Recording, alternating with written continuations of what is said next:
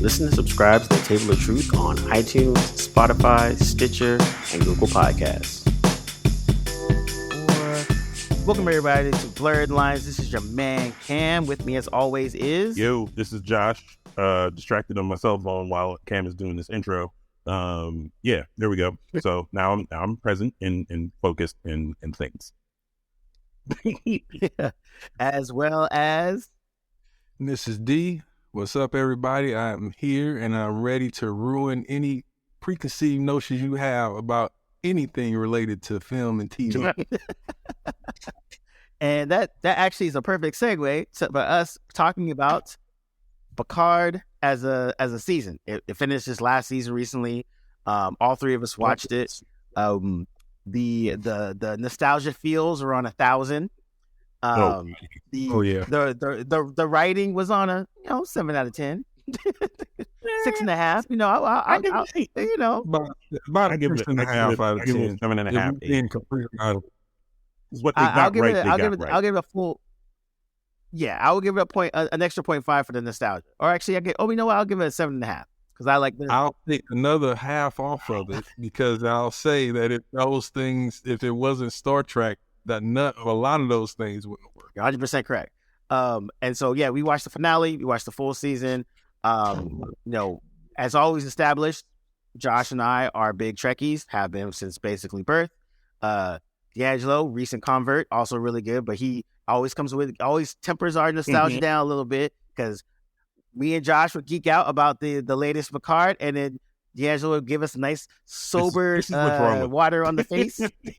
Yeah, this is where they failed you. But I will say that this is the season we should have gotten from season 2. I think they did a great job of bringing back all our old favorites. All the best lines went to Worf and freaking Riker. You could tell that I personally enjoy when you can tell the actors had as much fun making it as we have was watching it. And they did a really, really good job. I think it was just, all the feels, the quips, the funness, it was like fun to watch. Like I really enjoyed every week, and I was just kind of like giddy as I got to watch it and the interactions with everyone.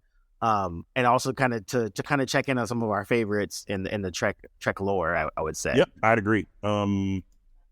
I think they did a really good job of pivoting back to a lot of different things, a lot of stuff with characters, references that they made to stuff that happened in Next Gen.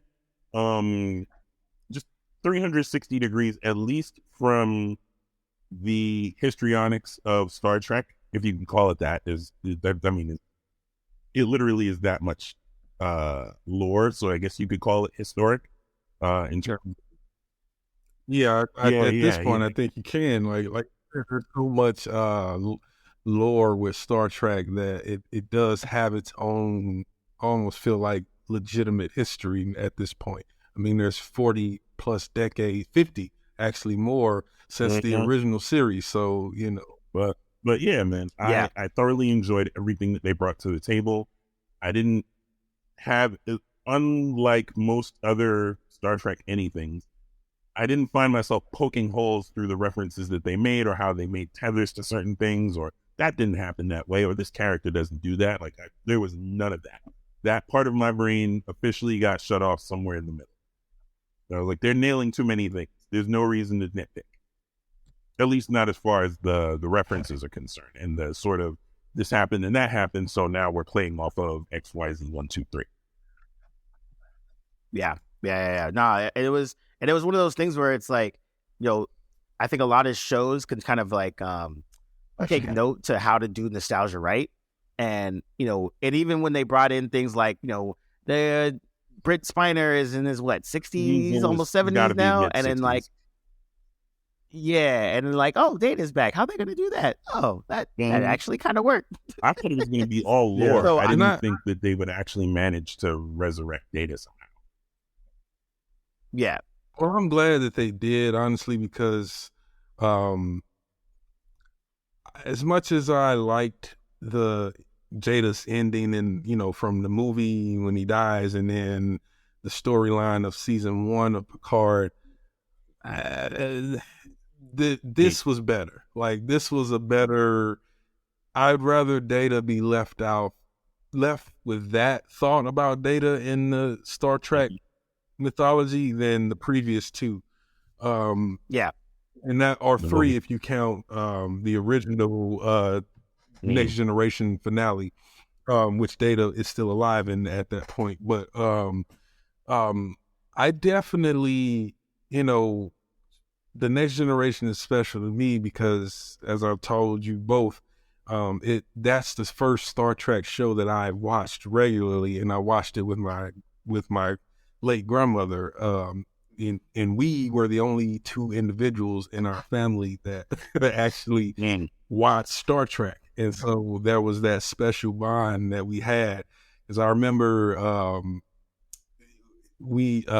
she loved the Next Generation, and Jean-Luc Picard was her guy. Like that was like he was the man at the time, and we would talk about it, and so the nostalgia part was the best part for me. I wanted this from the very moment that they announced Star Trek, that they announced that they were doing Picard. I want all of the Next Generation cast to appear, even if they don't all appear at the same time. I want them all there. I want Guinan there. I want like, I want it to be an update on where these characters are because they were special. And I think that's the thing that we wanted. And I got, from me, I like that aspect of it because, like, for me, that's what my whole family are Trekkies. We watched Star Trek Next Generation as a family, so we watched every single episode, sat down, and watched it. And like my parents, they watched it from the original Kirk thing. They brought us into TNG. Then we watched D Space Nine, watched Voyager. Like we all as a family watched it. So that's the nostalgia part for me. But then also too, I think I like that they made a good job of bringing in people and kind of catching up with their lives, right? So you get to check in. Like Worf is doing what you thought Worf probably be doing, and same with even Crusher, who I think glad that what the way they went with her, I like that they did that because I think it got to flesh her out a little bit more. And so you kind of do. The only thing I didn't like was, like, I don't know if the Crusher character would actually not tell Luke Picard he has a kid. That's kind of weird to me. But yeah, Josh and I had this whole back and forth. Yeah, he's convinced that they handled it the best way they could. I still say, again, it's how you tell a certain story that resonates more than what the story is. I have no problem with her and Picard having the love child because there was always chemistry and tension and that kind of. And Picard, to me, always looked at Wesley like, you should have been mine, right? He always gave Wesley that look, like, only one bottle of scotch separated me from being your dad.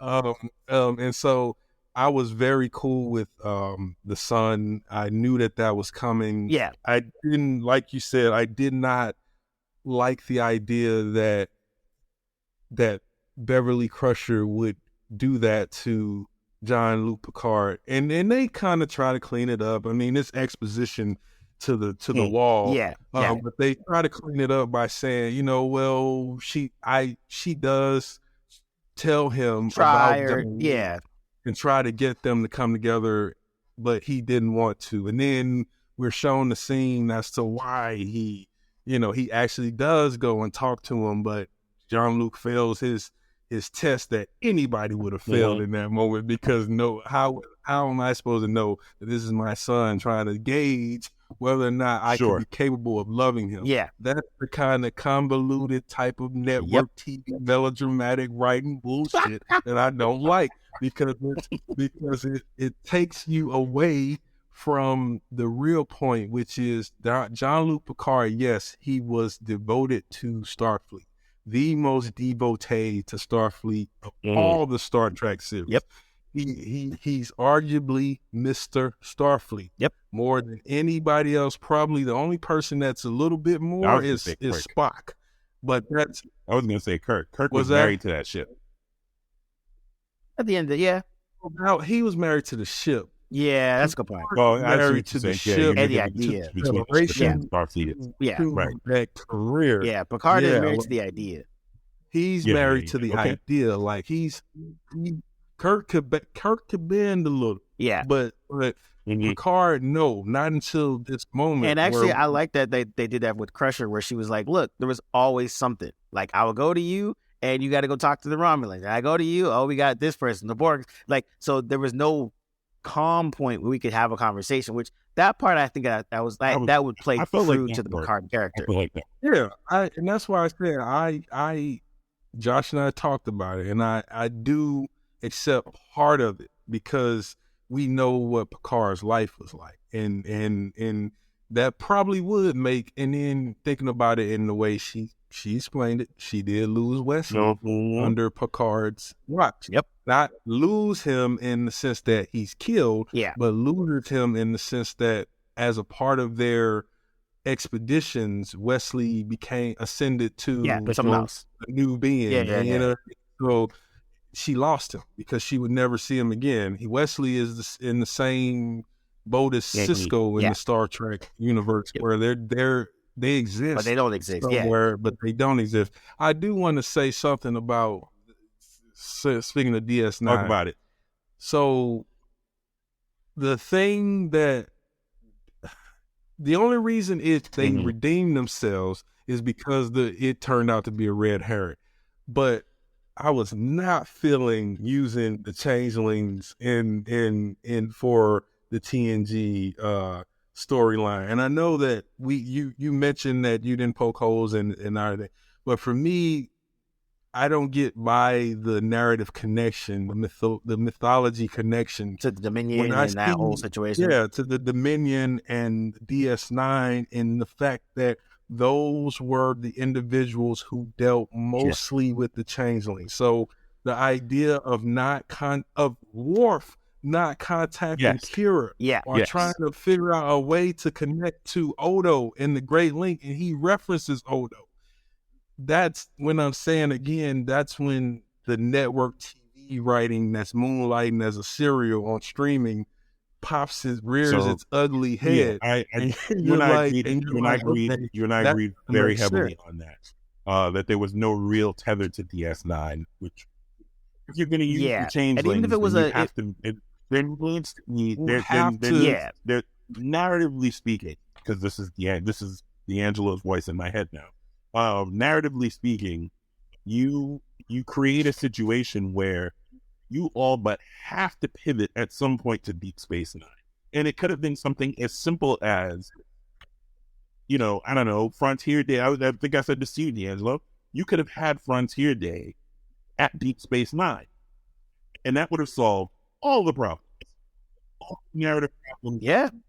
Only thing with that is I think they wanted Frontier Day to be in Seoul. Yeah. And DS9 is not in the Seoul system. But you're right, though. I think without having, because they dropped Tuvok in there, as a nice little nod to Voyager, which is cool. But you're right. It would make sense that when all of a sudden you find out there's changelings, who automatically knows what changelings are about? You go to Kira. And Tuvok and a few other things, looking back, were supposed to be the foreshadowing of the Borg, right? Because it was Janeway and Picard who had the biggest Borg conversation. Confrontation, right? Yeah, exactly. So Voyager and TNG. Supposedly they did Janeway scenes, but they got cut. Really? Supposedly, I was reading up on supposedly. Again, Kate Mulgrew is doing Prodigy right now, so it doesn't make sense to not at least call her and say, "Hey, can you appear? We just get us down. We'll get your makeup, shoot you as Janeway, as Admiral Janeway. You have a few lines, and that's it." Yeah. They could have. So I believe that probably they did try something. It just didn't. It just didn't work out. And because it was odd that Whoopi wasn't. Yeah, that wasn't it. Yeah, because she was in the second season, right? And they were in her bar. It was just. I'd rather you not even mention Diamond if you're not going to show her like that. To me, that was one of the small things. And again, like Josh said, it's not worth like stabbing ice pick holes in it or anything like that. But it did give a lot of hope because we were talking about it throughout. Like, what do we want to see next? We want to see the Star Trek Legacy show where it's 7. We need Reg. We need Reg. Yeah. But you know what's funny is they I was reading some reactions and it's kind of not as. There are some fans that are like, yeah, we like to see that, but not with Raf. We don't want Raf. Why do you hate black women Star Trek fans? You know, honestly, some of them brought up a point about Raffi in that she was not the best character from throughout the series. They could have highlighted the changes her character went through a little bit better. There needed to be some connection. Yeah, well, I think I'll give you that. Season 2. Yeah.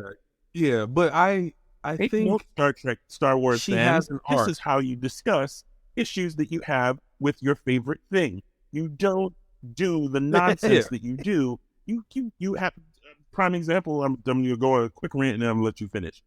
There's a petition for Star Trek Legacy to be a show, the same way that there was for Strange New World. Gee, a petition and no vitriol. That's just amazing that you can do that in fandom, isn't it? Isn't it, Cam? Isn't it, D'Angelo? That's amazing. That you can actually affect change. And of course, the show, what's his face, Kurtzman, is like, we've heard the fans, and we will, basically, he was like, we're gonna do what we can do. We're gonna do what we can. Yep. Well, he owes us anyway because of what he's done to the Klingons and for Discovery. They're correcting it in Strange New World. I agree. They're correcting it in Strange New World. Was that? Well, I know they will, but still. And so I would go this. I would say I was surprised that they brought Raffi as the connective tissue from season 1 all the way through 3.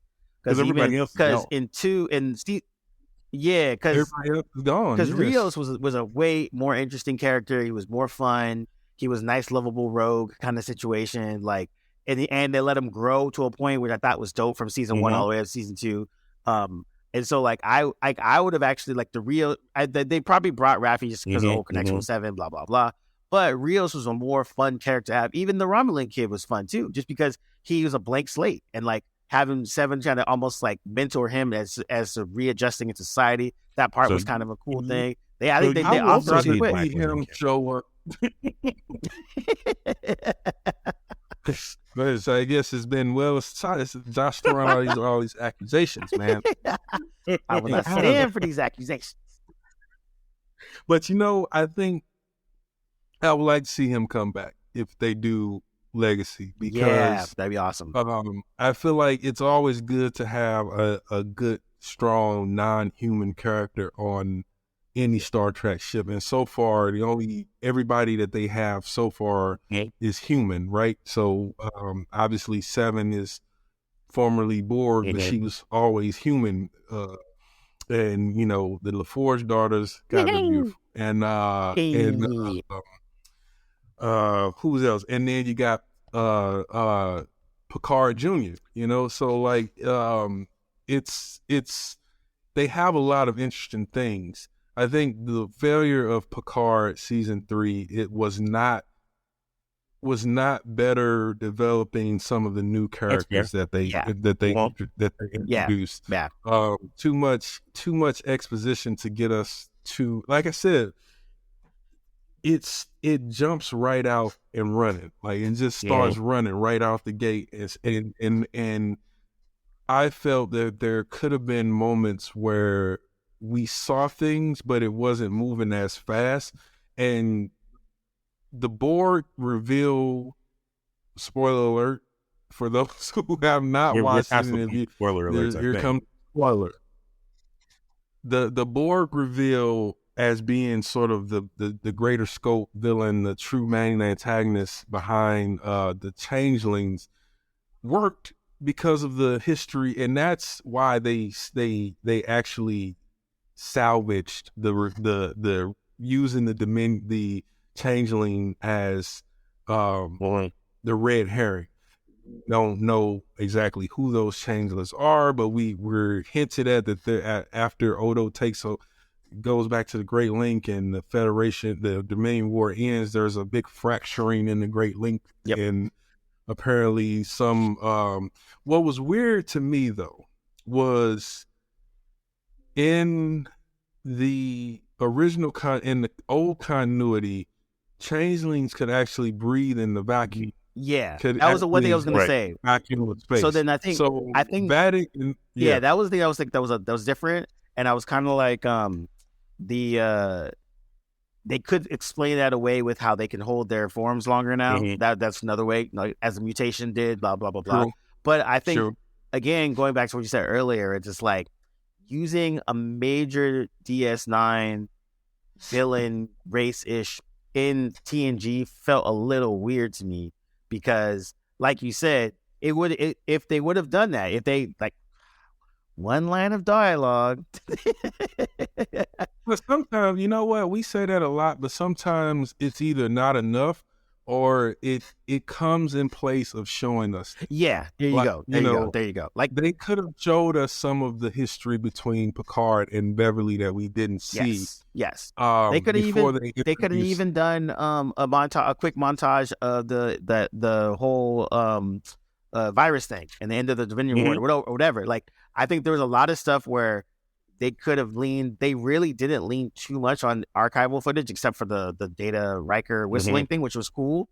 But I think they could have done some more of that, because I would have loved to see some DS9 footage sliced in there for certain things in there. And that would have gave you a little bit more extra context of, like, because again, the Picard Jr. doesn't know about that stuff. You know, the daughter, Geordi's daughters, they know in context, but not really. Like, they know about it, but they weren't there. So I think you're right. There's a lot. This was like sprinting. They're sprinting really fast to get everyone in the room on the table at the same time. Which, again, satisfying moment, super awesome, loved it. But you're right. They sacrificed a lot of that storytelling elements that could have connected that tissue.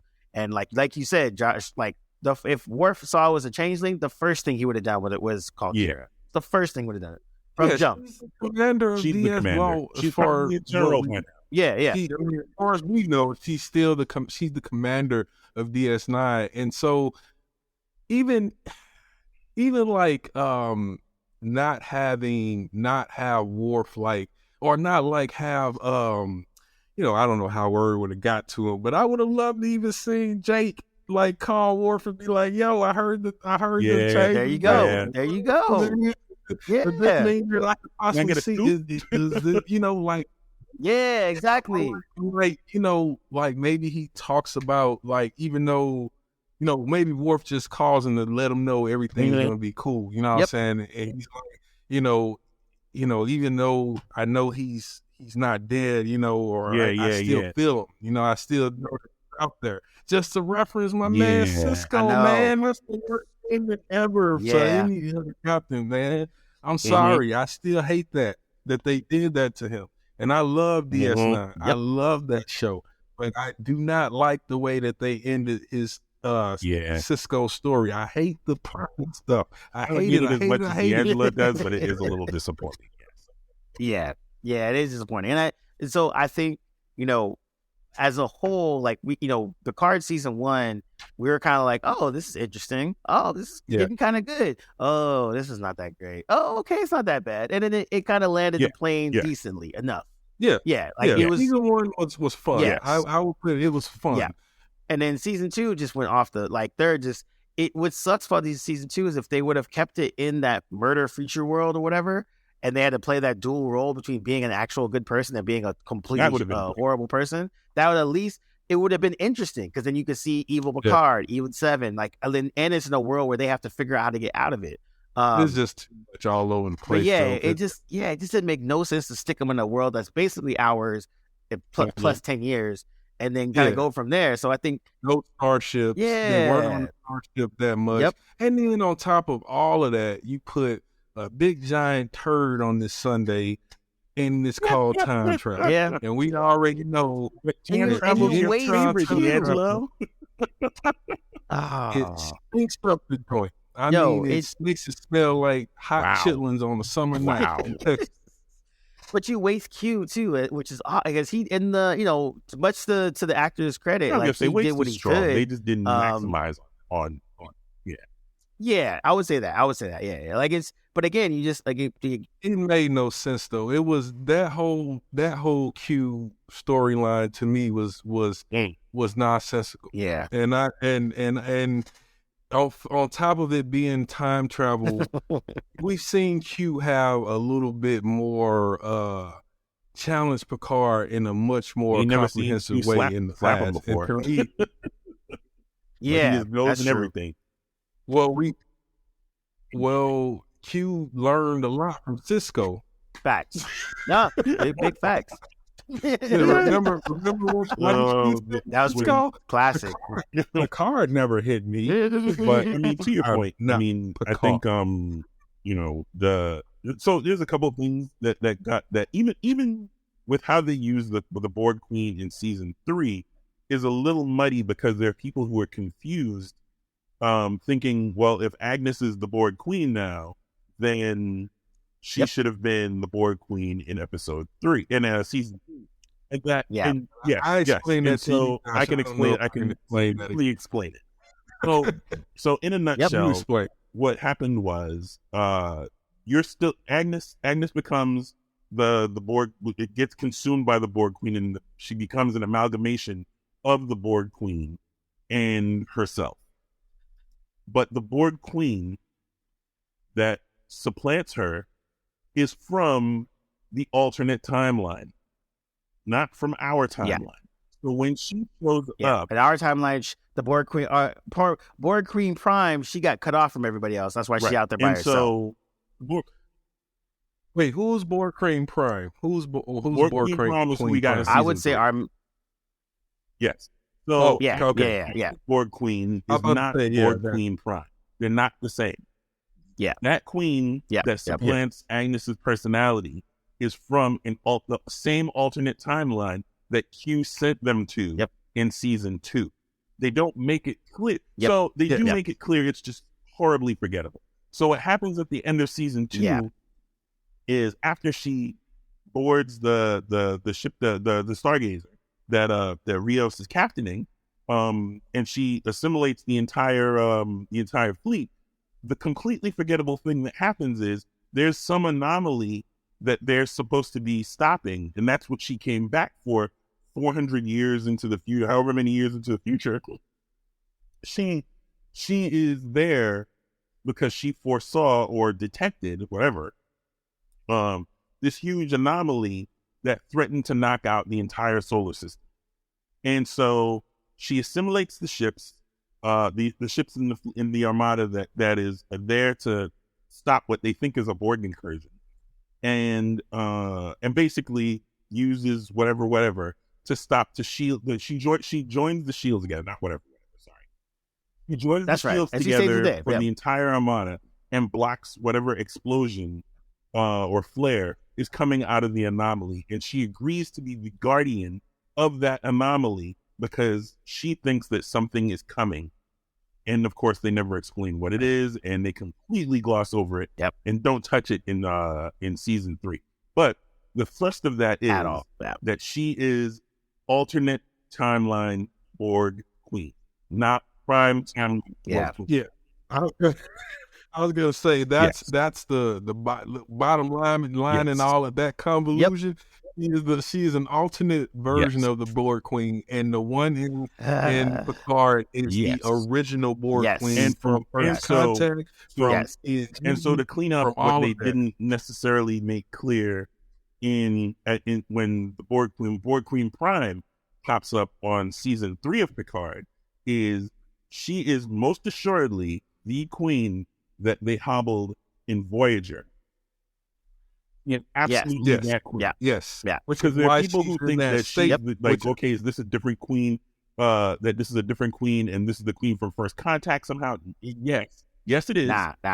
So, First Contact, the queen. First Contact is followed by her appearances on Voyager, and so in Voyager finale, they upload a virus. Future Janeway allows herself to get assimilated, and uploads a virus into the collective. Collective is basically effectively hobbled, and they think the Borg Queen is either dying or dead, and you get the follow-up in Picard that she hobbled her ass all the way to the Alpha Quadrant. Hey, it was a good plot though. I thought the plot. And chilled in the gases of Jupiter, but that's interesting though, because don't they leave her in the Delta Quadrant? Yes, but the cube was emerged from a transwarp conduit that they built into the gas giant. Yeah. So it cut. So it folded. They folded space. The cube itself is a transwarp conduit. Yes, I think that's why Janeway. And so that's the one aspect of it I like, that we as humans would be so arrogant to integrate shit into that all of them could talk to each other. And so I like that aspect of it. That was part of the Borg plot. That was part of the plot. They implemented Borg technology, pushed along with the changeling and all that kind of stuff, to assimilation. They don't. There's a couple things that don't make fully clear. Like the thing with the Borg Queen. They don't, because she says you something, and she's talking to Picard, so it leads you to believe, oh, this is a different queen, and so First Contact Queen is different from the Voyager Queen, when she could have said you Starfleet or something along those lines that leads you to understand that this is the same queen that we last saw in Voyager when the Unimatrix gets blown up. Yeah, and which would mean that was her. She had been defeated by Starfleet, but that would be the second or third time that she had been brought down, and almost permanently, by Starfleet. So it would make sense that they would.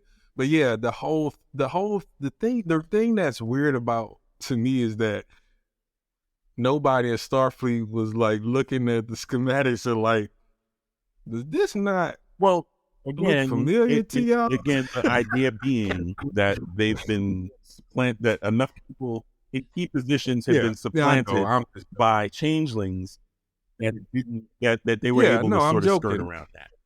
But it's not obvious. No, you're not wrong. Yeah, no. Joke. You're not wrong.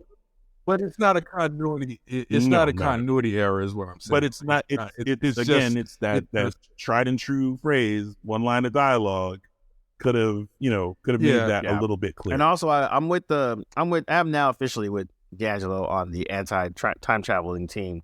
I think it's just people use it when they get lazy, and I'm like, yo, there's so many other things you could have done. That's the one thing that Star Trek has always, the criticism that they've incurred over the years, is that a lot of their plots are very lazy. It's because it involves time travel and alternate realities, and it doesn't require a lot of thinking to really put that into play. You just say, oh, well, what's the opposite of a noble person like John Picard? A very duplicitous son of a bitch, like his mirror universe counterpart. Or I think the one thing that about the Borg Queen thing is that it actually operates the way time does work, which is just because you take one person out of this time and space and put them into a different time and space does not mean that their actions are going to impact that entire space and time. It doesn't even make any sense, because now shit still happens whether you're there or not. It's like that'd be like if you died. Well, everybody you knew just gone. Like, no, life continues. And so I would say from season 2, the other highlight too was actually the acting of the Borg Queen who passed away. Yeah, shout out. Yes, AKA Lady Jack from 24 as well.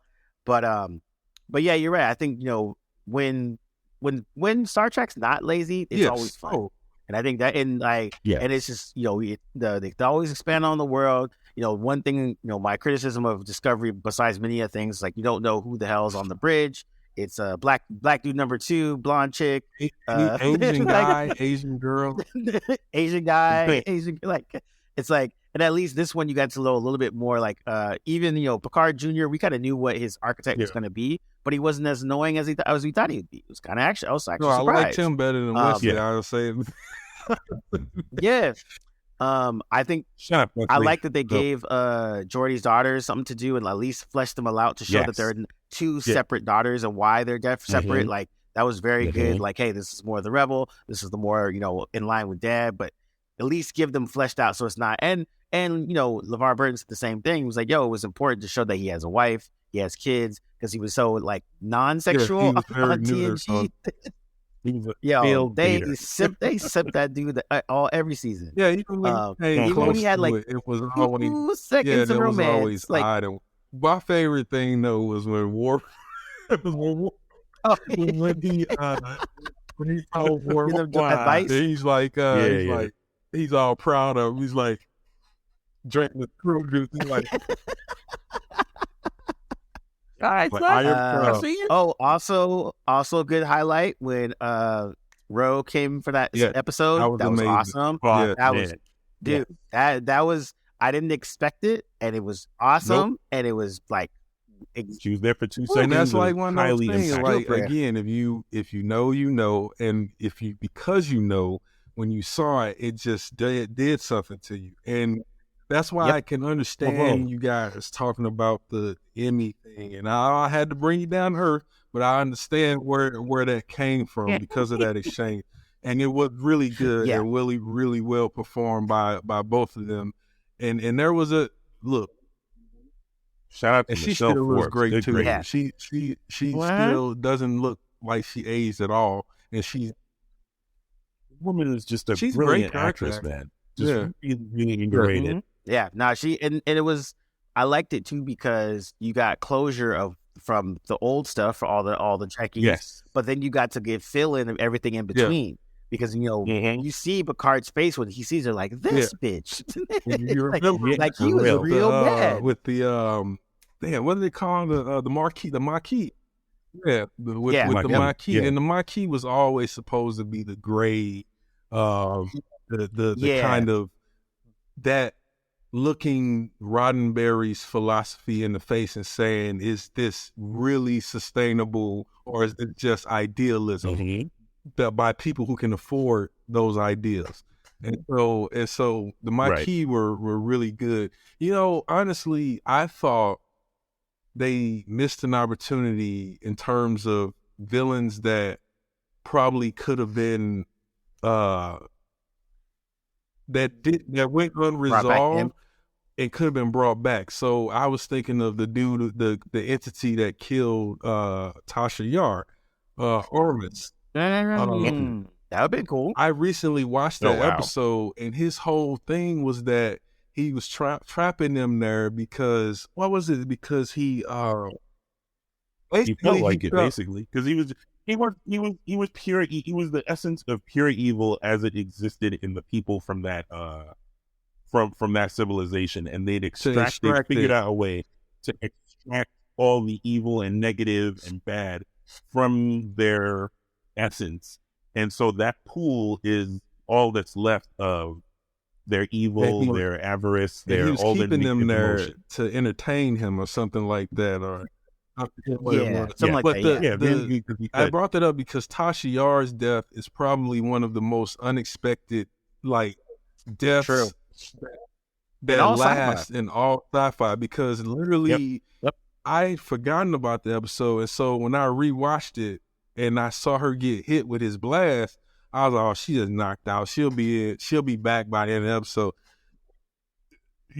No, she was. I did. Forgot. That's what I'm saying. I was very young when I saw that, very, very young, and so she was being loaded into space.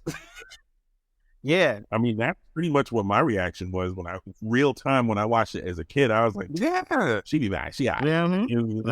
Whatever. Get Deanna out of the shuttle. That's the important part." And so when she dies, I was like, "She'll be back. They'll figure out a way. She ain't really dead. He just, he almost killed her, but he didn't really kill her." And so when they have her burial at the end of the episode, my brain is still like, ain't nobody really dead in sci-fi. She gonna come back, and then the next episode happens, and there's no Tasha. And the next episode, and Worf there's no Tasha. And the rest of the next episode, Worf gets promoted to her spot. So you automatically the stakes, and that's what I'm saying. Like even then, you couldn't always see the stakes, but they were there. And that told us that, damn, this is a whole new Star Trek. Not everybody is always going to be safe on these away missions. That was different than the original series. And, again, Star Trek with each series added a little bit more edge and added something that Roddenberry likely would have been like, no. Yeah, I would say the same with. This is definitely more. This is absolutely no different, because Roddenberry's whole thing was you can have disagreement between whoever the guest star is and the main characters, but the main core, the Magnificent Seven, as they were referred to, the bridge crew, you never had disagreement that lasted. That never lasted beyond the episode. They would disagree and have whatever here and there, but by the end of the episode, you had your classic TNG, and that's why we're friends. And then the credits would roll. That was kind of like TV in general a lot during that era. But Roddenberry specifically wrote it in sort of the series Bible, and so that's why I said like that moment. So I was to take it back to Picard. I thought Armis would have been a better option for if we wanted to move past the board in terms of an antagonist that was unresolved and that actually did some emotional damage to the TNG crew, because he traumatized them. He killed them. Was he unresolved though? I mean, they pretty much were like, "We're leaving you." So and that to do the things he did, what makes you think he couldn't, given time, which he has plenty of, figure out a way to get off that planet, which is what he was kind of You know what I'm saying? So I can see that. Yeah, and I think the other thing too is again, you have the full totalitarian of Trek lore to pull from, right? And I think, you're just I think it would have been interesting to go that route. I going back to the whole petition and all that kind of stuff. I think it's a good idea to go onto this whole Seven as a captain and that kind of stuff. It checks the woman captain box. It checks a lot of other stuff. But then you have more like time to pull from the whole of TNG. Then you have time to pull in people from DS9. You have time because we all know Sisko's not coming back. So like people in DS9 coming into a Star Trek Legacy show, whatever, with Seven makes sense. Then you have people from Voyager coming in. So you can kind of hit two birds with one stone by doing that. And Voyager had a lot of interesting kind of villains that was completely different from the other two shows that could be brought in. And so you have a little bit more to play with. And I think you have you have a little bit more runway now, because if Seven is the captain, besides we already did two things with the board, we don't really need to rehash that again. So now it's more about everything else. Like when we talk about like the because like even for Chakotay, they had never really addressed that in the show, but they don't really talk about him at all. So that's another aspect of it. Like, does he have a kid? Is he still around? He's gonna pop up in Prodigy. That's what I heard. They also haven't really discussed in terms of greater scope, like what happened with the Gamma Quadrant after the Dominion War and the fall of the Dominion and the Founders. What happened in the Delta Quadrant after our starship spent 5-7 years trying to get back to the Alpha Quadrant, which would take them 70 years, but they kept getting time cut off their travel because of the different things. So I think there's a lot, and all of that falls under the legacy banner, because all of that is a result of the legacy left by Voyager and left by the Enterprise D and Kirk's Enterprise and nobody cares about. We love Archer, but we don't love that show. There you go. 100%. 100%. Of Archer's story. We'll accept the first Star Trek reboot, remake, re-imaging ever if it retells Archer's story and just forget and just erase all of what was happening on UPN. Just give me Archer and some Section 31 stuff. You're good.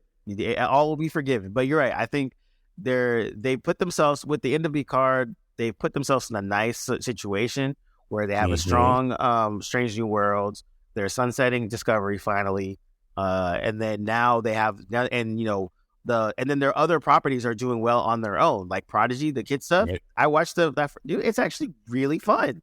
Prodigy is really good. Like it should not be this good, and it's a kid show.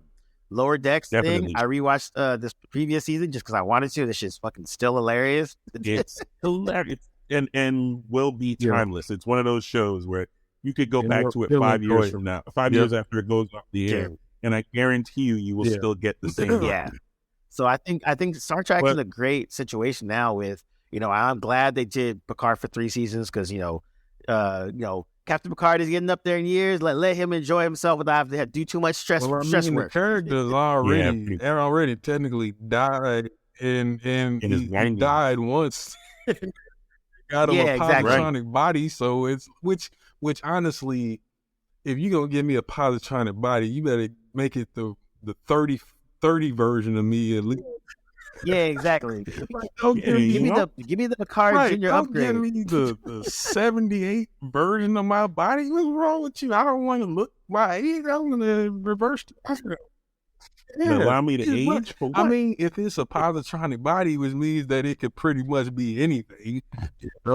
Yeah, exactly. Right, but they baked in at the end of season 1. They baked in at the end of season 1 when they give him the body, they pretty much bake in that, like he was worried that they made him immortal, which he didn't want. And so they were like, don't worry, you're still going to age like normal. You're already 90 some odd years old. You'll just live another 2 centuries, watch a few people get old and die, and then you'll die. Yeah. But I think power cells. So I think they're I think they're at a really good space. I think Trek and Paramount, they're in a good spot right now that I think they're almost in a better start than Star Wars in terms of like what they can do and where they want to go. Definitely. And so I think it's going to be really interesting to see what they do. Me and Josh have come this far with Discovery, so we shall carry the weight of D'Angelo said he's gonna watch. I'm gonna put him out there on blast on the pod.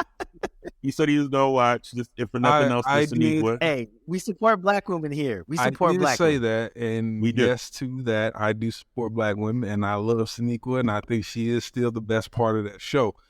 100%. I will be watching because I've stuck with it this far. I mean, there's no point in not watching how they end things. But here's what I'll say.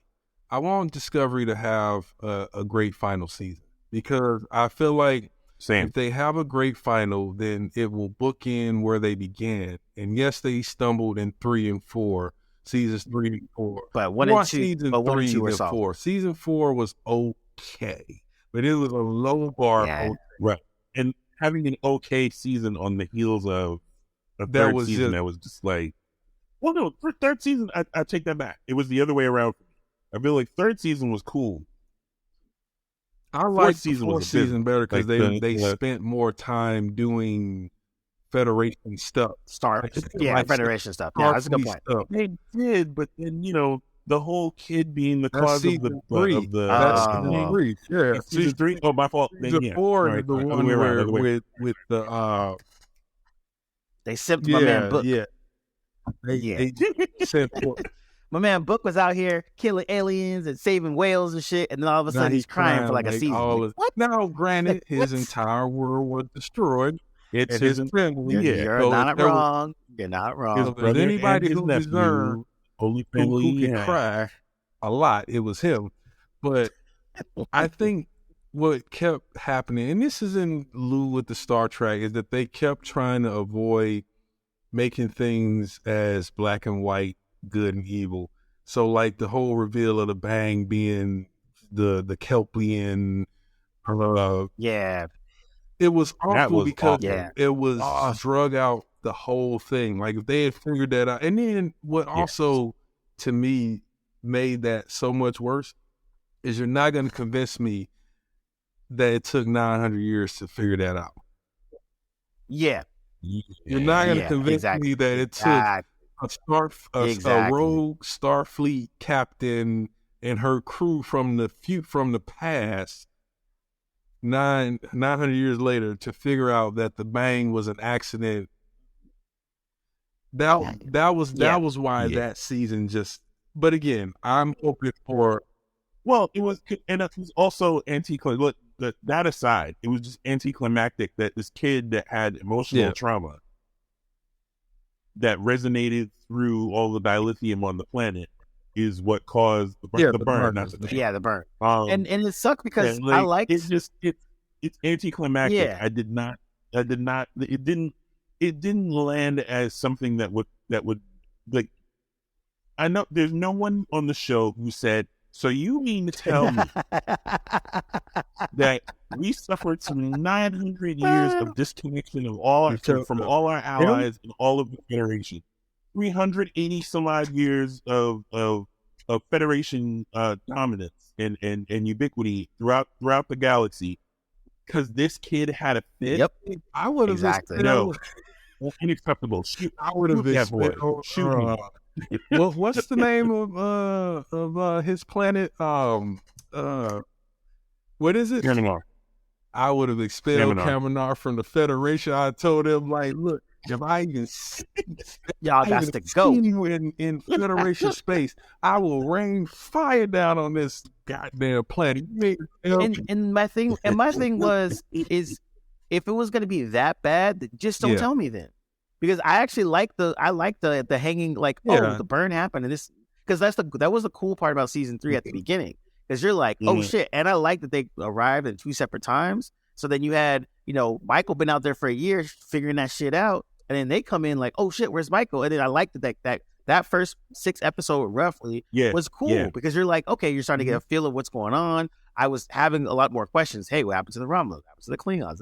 So I like that mystery aspect of it. And then for it to just to be like, it was some kid that just had a fit. Like, what? The issue with the Emerald folks, the Orion. Emerald Dawn. The Emerald Chain. Emerald Chain. They could have. That was a worthy antagonistic group, but they never show us why they so bad. Like they just tell us over and over why they're so bad. Exactly. And even the head, she was dope, and they kind of killed her off kind of unceremoniously. I was just like, yo, you could let her rock for a couple seasons. Because now there's no overarching enemy, and there's always an overarching enemy. There's always something with Star Trek. There's always something looming in the background. The Emerald Orion or whatever, Emerald Chain, Key, Link, whatever they call them. Now they've all of a sudden been squashed in season 4. Like now they're just like not a factor. Exactly. So I'm just like, what is happening here? And I mean, and the actress who played Osira really did. She was great. She was bringing that character and she's to legacy, life. right? Her mom's was in Star Trek before. I forgot. Think so. Like that. I believe so. Yeah. So I think there was something that like an enemy who's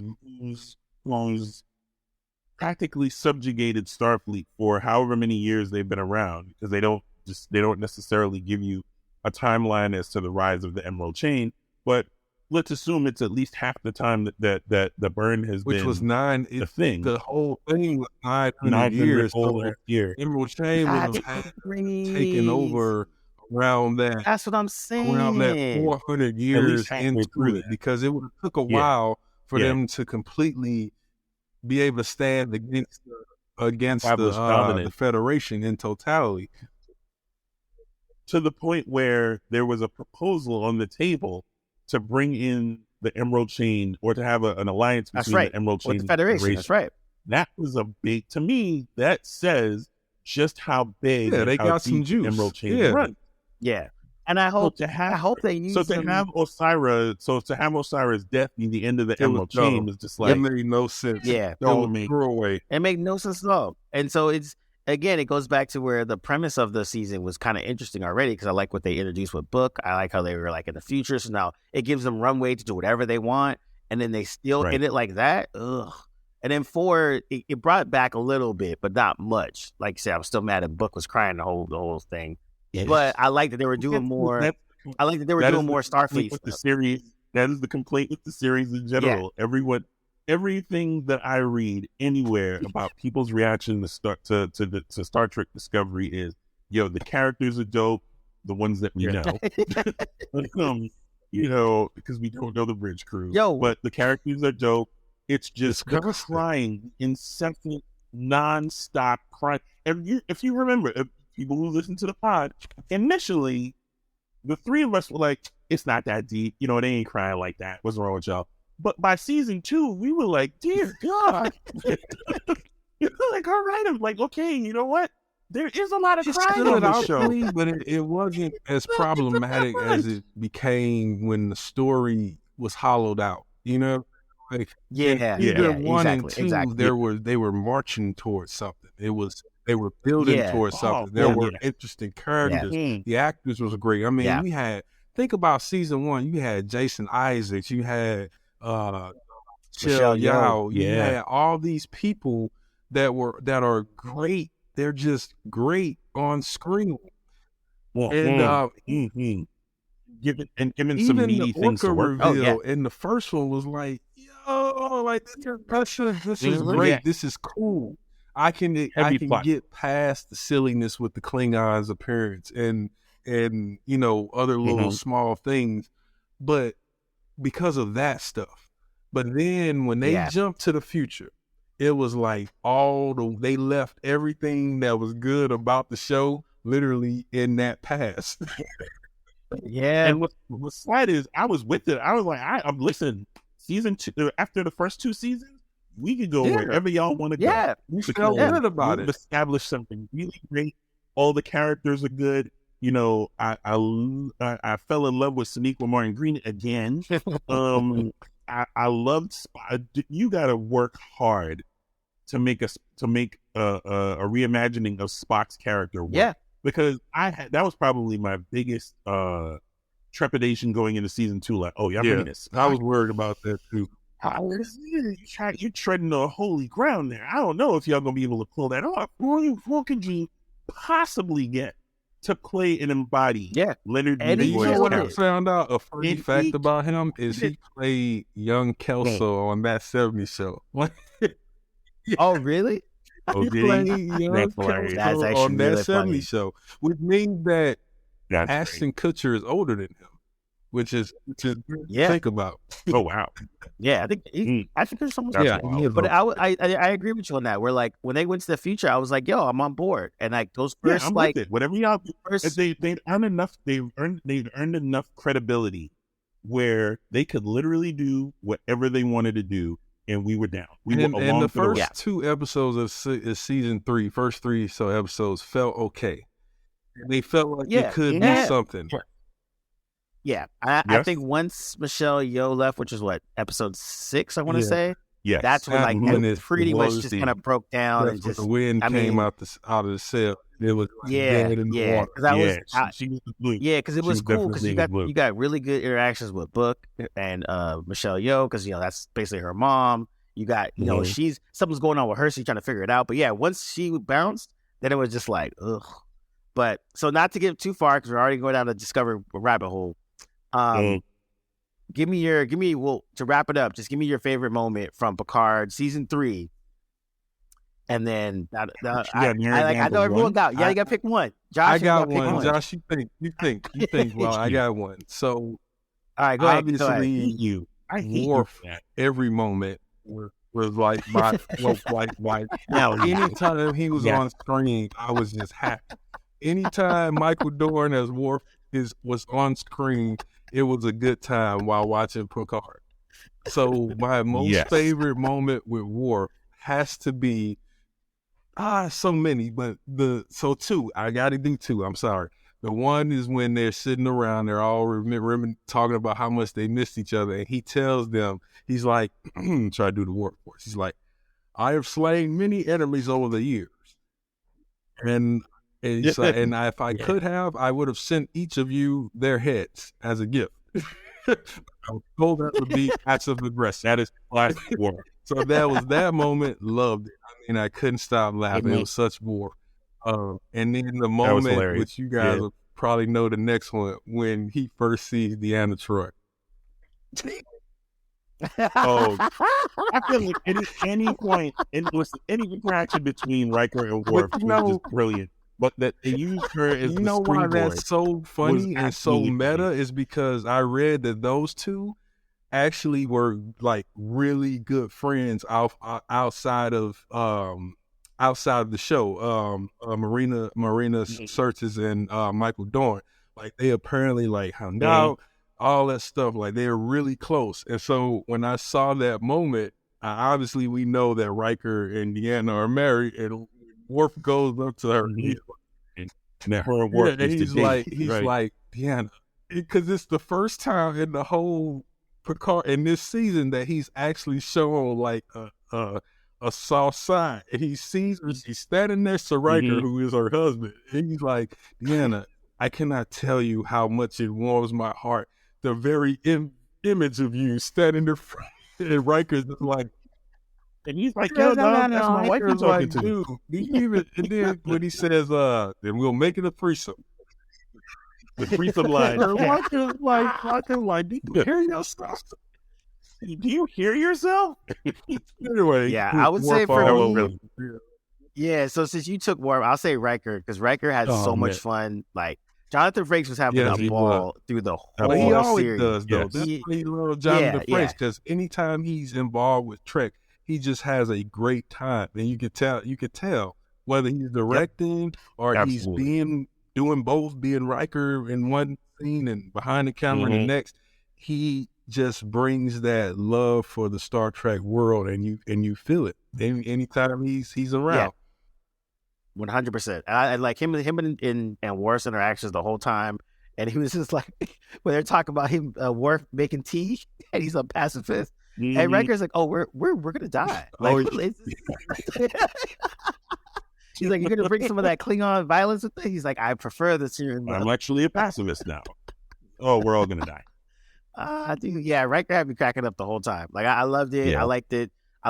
Even in his interaction with Troy about their son and all that kind of stuff, and they kind of fleshed that was great. And I like that they let the character of Riker have the different sides that he has. The parts of him, him being bored. He's like, I don't do much now. And that's very consistent with Riker, because we know that Riker is very much the joie de vivre individual. Like he's very devoted to the people, loyal. He's a very loyal person, but he needs that interaction of with people in that challenge. Like you said, he found something when he went to face death. Yep. Got a little kick in the pants. Got a little kick in the pants. Like, he actually wanted to go on this adventure because he needed the distractions from his feelings and the sense of dread that he had from before. And it was a cool moment, when he's hanging out with Troy. And I would say that'll probably be my moment when, Troy was like, a changeling came and came to the house. And and great bad, terrible at every terrible at making pizza. And Riker's like, he was good. Oh, that sounds like me. You definitely like bed, terrible at making pizza. Riker's like, damn, he was. Yep.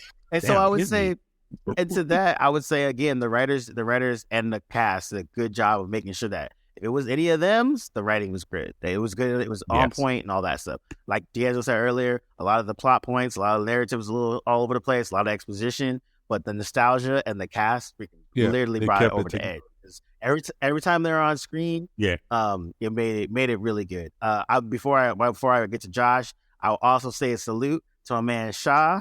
I didn't think he would actually be someone that I would care about by the end of the season. And Josh knows how I felt about him. Shaw was amazing.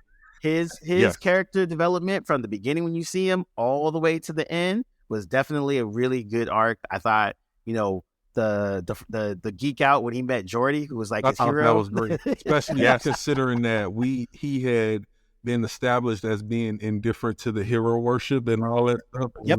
He did not care about any of them. He just literally every time someone come, he was just like, I don't care about these people. The moment LaForge showed up, he was like, oh shit, hey, what's going on? And that's what's so great. And he was impactful, right? Because when D'Angelo started watching, I think the first text message I got from him was, started watching Picard. What is wrong with Liam Shaw? What is this dude's deal? Why is he disrespecting my boys? And I was like, trust me, you'll get there. He has a very good reason. I'm not going to tell you what it is, but you'll get there. And eventually it got there. But he was a good character for that. In retrospect, he was a good character. What we call in writing a reflexive character to really challenge the notion of, okay, you guys have this big history behind you, this big legacy. What a lot of people don't talk about are the things that are the things that happen in between. Like, I like that he brought up the whole him being on the base when Locutus rolled through with the Borg cube, because that made me think about the moment we see in DS9 where it's Cisco and he loses his wife and all that stuff, and then later he has to interact with Jean-Luc Picard when he's giving him his assignment, and he, similar to Shaw, he was very cold and very icy with Picard. Like, in fact, as far as we know, those two never had really a moment of reconciliation where Cisco is like, I know you were, well, he does in the episode say, they kind of talk. They don't leave it with the hostility. Like, he acknowledges, like, yo, I know that wasn't you or whatever, but, it's that Roddenberry effect. The main characters cannot have conflict that lasts more than an episode. But Cisco made it clear, but that was my wife. Exactly. That was the love of my life. And they do a great job throughout, without going too far out of DS9 tangent. They do an incredible job across the 7 seasons of DS9 of making you feel his anguish and his loss over his wife. Like, it is a major player in the sort of narrative of his character throughout the 7 seasons. Even after he starts dating Cassidy Yates, it still is a present. Like, he gets past it. Like, he sort of, but it's there. It's always going to be there. Yeah, and it's part of the thing that separates him from Picard or Kirk or whatever. Like we said before, Picard was married literally to Starfleet, and that's sort of what the trilogy of seasons of the 3 seasons of Star Trek Picard has each addressed in its own way, is that you have just existed as an individual, but you've only lived for Starfleet. Why you don't have, you couldn't reconcile with the trauma with your mother before. You weren't able to get over Data's death in a real good way. And, your friends have put distance between yourself and because they stopped and you didn't. You just kept going and achieved the highest rank that there is to achieve. Starfleet was his life. So the one through line that Star Trek Picard does that I'll give the writers credit for is examining the man, the myth, the legend in a way that deconstructed but kept it intact. So we don't leave Picard thinking different of Jean-Luc. Like, we still love him as one of the best and greatest of all of the Star Trek fictional captains. And even we love him even more because we saw him rise to, actually admit, if you had told me that I had a child, or if I had known, not even putting the blame on Beverly, if I had known, I would have wanted to step into that role. I would have made that sacrifice. I would have told Starfleet, no, this is it. I have nothing more to prove. Find somebody else to say the galaxy for a change. I'm going over here with my son and my lady.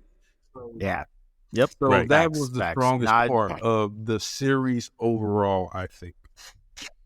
Yeah, that's definitely dope. Josh, I'll let you close this out. Mine is twofold. I think number one is just the blatant disrespect over the course of the series for Picard as a character. The Starfleet seeds from the first episode of the first season when he goes to the Starfleet CNC and he's like, oh, I just need a ship, blah, blah, blah, blah, blah, blah, because we need to go, if you don't want to expend resources, just give me a ship. And she's like, the fucking cheek of this man into my office asking me for a starship so he's a retired admiral. Where do you get off asking me for that's how I felt with Shaw when he was disrespecting. And literally from that episode all the way up to the end, there's just no respect for this man at all. I think you get a little bit more in the way of respect for him in season 3. Yeah. And I think it's a good balance between respecting the admiral, because when he takes like with Liam Shaw, for example, when he comes on board, complete disrespect. Totally. Yo, we want to go to the writing system. He's like, oh, who's ship? Yeah. Mine? Well, when he takes over, Shaw backs down. When he goes into admiral mode, Shaw backs down. When he goes, when he says belay that order, we're doing this, and this. Shaw takes issue with it, but he can't countermand his order. Exactly. And I think a lot of it too was just he's still an admiral issuing orders on the deck of the Starship. And it's a lot of what have you done for me lately, right? It's like, yo, I've saved the galaxy 11 times, but I need something right now. Everyone's like, I mean, that was but you saved the galaxy last year. What do you do? I like to think of Kirk in Generations. He had one line that I thought was just knocked it out when Jean-Luc tells him, he's like, he says something when he fight, he's like, it's like, you have to do this, and Kirk goes, he's like, well, I've saved the galaxy several times now, young man. He's like, so I think the galaxy owes me one for a change. And he said it in that Kirk way that was like, that's real though. That was real as real gets. Yep. But just the general disrespect for him was just amazing. Yep. And I think that did a really good job of turning the Roddenberry Bible on its ear, where there was no conflict between characters. Everybody had a problem with Jean-Luc. Yep. Yeah. All 3 seasons. Yep. And so the second thing that I loved is the scene between Rolaren showing up. Number one was just like a huge gasp. But the scene between her and Picard, both in the officers' lounge and in holodeck 10 forward, was just absolutely brilliant. I don't care what anybody says. That is the Emmy word. You can shoot it down all you want, D'Angelo. That is an Emmy award worthy scene. If they're gonna submit, you submit that scene. You submit the scenes between them. It was just Michelle Forbes just is eternally dope. I loved her when she first appeared on TNG, and I've loved everything I've seen her in. She's also a nerd. She's one of the nerd queens of that we gotta acknowledge, because she's done. She's been a lot of stuff and a lot of science fiction. She was in True Blood, and she was great in that. And one of the only standout performances, Battlestar Galactica, Star Trek. Just like everything most of the stuff you can think of. I even saw 24. I was watching a random episode of The Outer Limits on the old anthology that was supposed to be like kind of like Twilight Zone too. She was in an episode of that. I was like, man, she was just like Satchoff today. Satchoff was that person that was, you saw her in a lot of stuff, but she's always in like the geeky stuff that back then it was marginalized society. Today is celebrated. Yeah, that's a good point. That's a very good point. Her ability as an actor to go, like, I feel like the rest of the cast sort of revolves around Patrick Stewart. You know what I mean? Like, they orbit him, and they kind of, there's a certain even in the disrespect that he gets throughout the series, there's still a certain deference to him with certain core characters.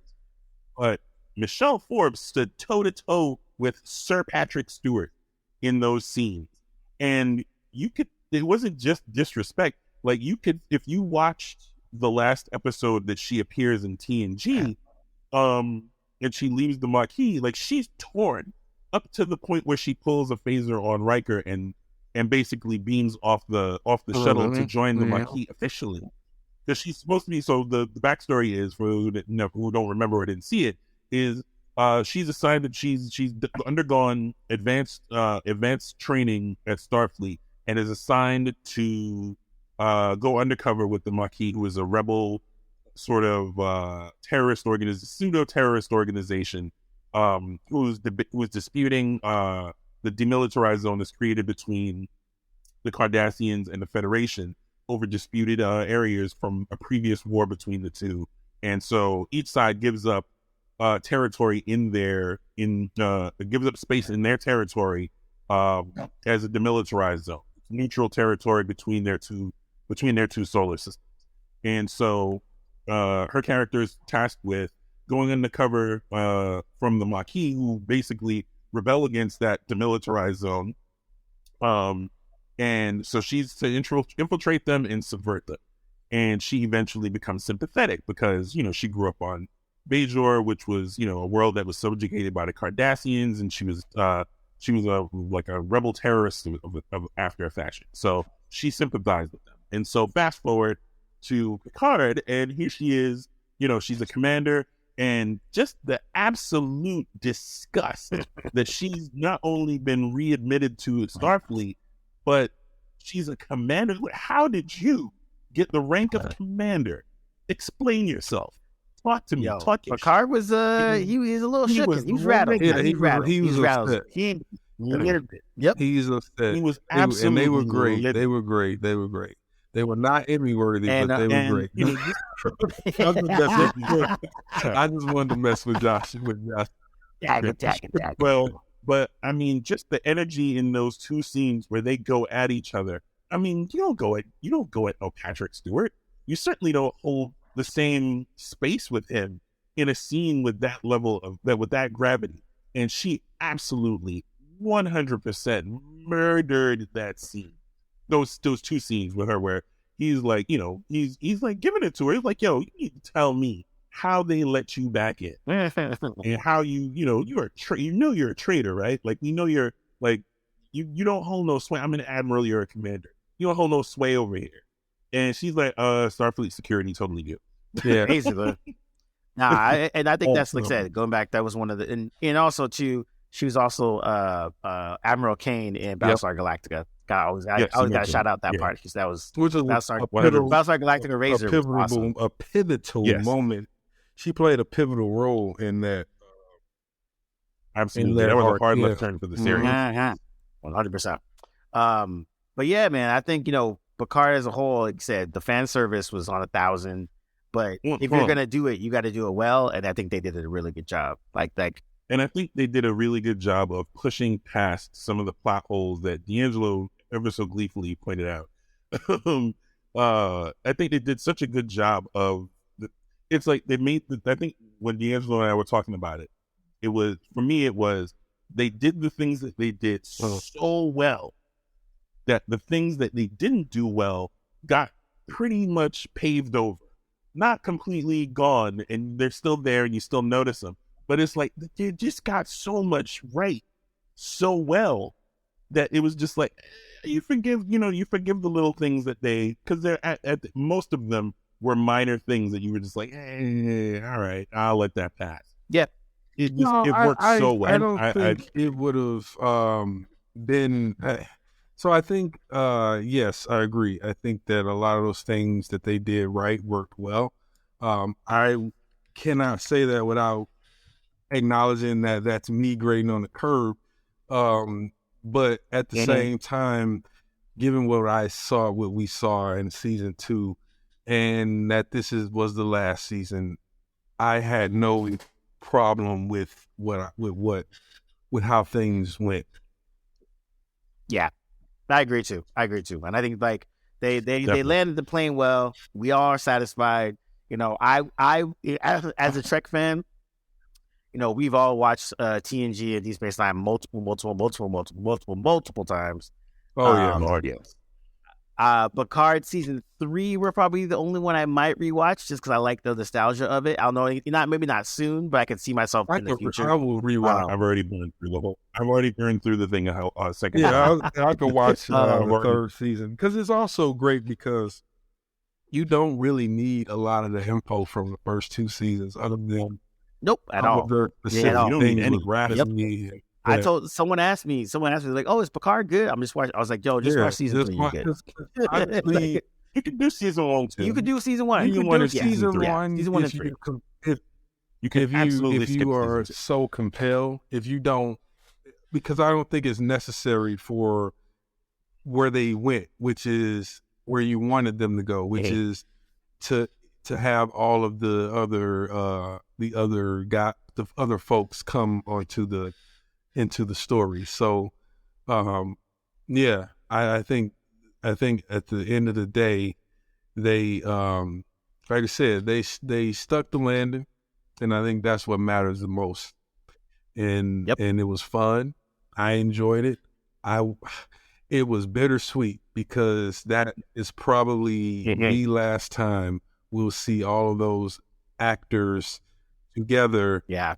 Because unfortunately they are all up there. They all are. Probably the youngest one is probably LeVar Burton. LeVar Burton, right? If I'm not mistaken. Yeah, he's probably the youngest one. I think so. Spiner 74, believe it or not. Spiner. Yeah, because Dorn is in his 70s, right? Dorn. They all are. They all are. They're all in their 70s. I think Riker is. I think Jonathan Frakes is like 65. I thought he was in his 70s. I thought he had hit 70 already. I think he's in his. If he isn't, he's in his late 60s. He's 70. He just turned 70. Okay. Yeah. Oh, he just turned 70. Okay. I think LeVar Burton is the youngest one, and he's like probably in his 60s, early 60s. Yeah, no, mid 60s, late 60s now, 66. Yeah. So all of them are up there. Yeah.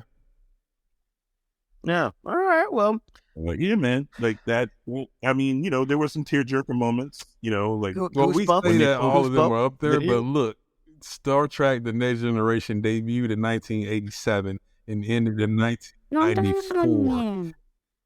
Star Trek asked you that. 1987. So that's 2020, 2023. So wow. Wow, 1987. Nobody asked you all of that. I did not realize it was that. People don't ask me a great anything, Josh. But once I say it, you're happy I did. Dude, I was still wearing pajamas and had to get permission to stay up late to watch the TNG premiere. Yep. That's how young I was. Yep. Wow. All right, so same G.I. Joe movie. So as always, we can rant about Star Trek forever, but we still got to we got to go and do things. But yeah, everybody, thank you for listening to us rant about Star Trek. We're like, hey man, we're gonna do a little short one, blah blah blah. Then you added the history of Trek. Literally talking trash about how like, we're gonna do a tight 30 on Star Trek later, right before we record. And here we are. How many minutes? How long? Yeah, we're out there. We out there. But hey, as always, it's super fun. Thanks for listening to us rant, and we'll talk to you guys later. And make it go. Make it go. That was great. I forgot to say before I say peace again. When Seven was the captain, and they were like, "Hey, what are you gonna say?" I thought that was a good moment. Love that. I forgot that. I love that. They cut it before she even said it. I thought that was she said it. Yep. I love that. Yep. Because you know what? That was good. Honestly, I like Sonequa, but Let's Fly never. Nope, it ain't doing it. It never. Okay, really? Now we gotta go. Now we're going. We can go down another rabbit hole. We out.